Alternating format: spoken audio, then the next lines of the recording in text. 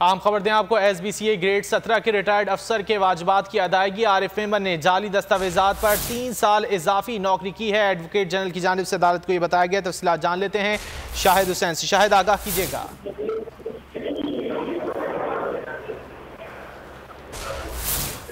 शाहिद, आवाज आ रही है आपको? शाहिद से रब्ता करने की हम कोशिश कर रहे हैं। SBCA ग्रेड 17 के रिटायर्ड अफसर के वाजबात की अदायगी।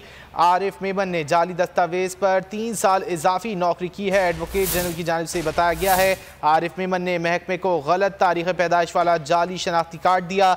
असल दस्तावेज के मुताबिक आरिफ मेमन 2015 में रिटायर्ड हो चुके थे। सिंध हाई कोर्ट का आरिफ मेमन की दस्तावेज की जाँच पड़ताल का हुक्म दिया गया है। तफसीलात जान लेते हैं शाहिद हुसैन से। शाहिद, बताइएगा।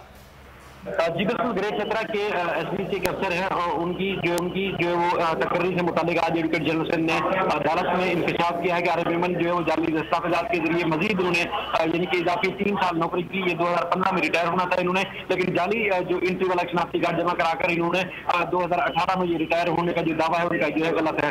अदालत ने जो SBCA के अफसर है उनकी आरिफ मेमन उनकी दस्तावेजात की जाँच पड़ताल का हुक्म दिया है और अदालत ने कहा है कि आला सतह की कमेटी 10 रोज में तहकीकात करके रिपोर्ट अदालत में जमा कराएगा।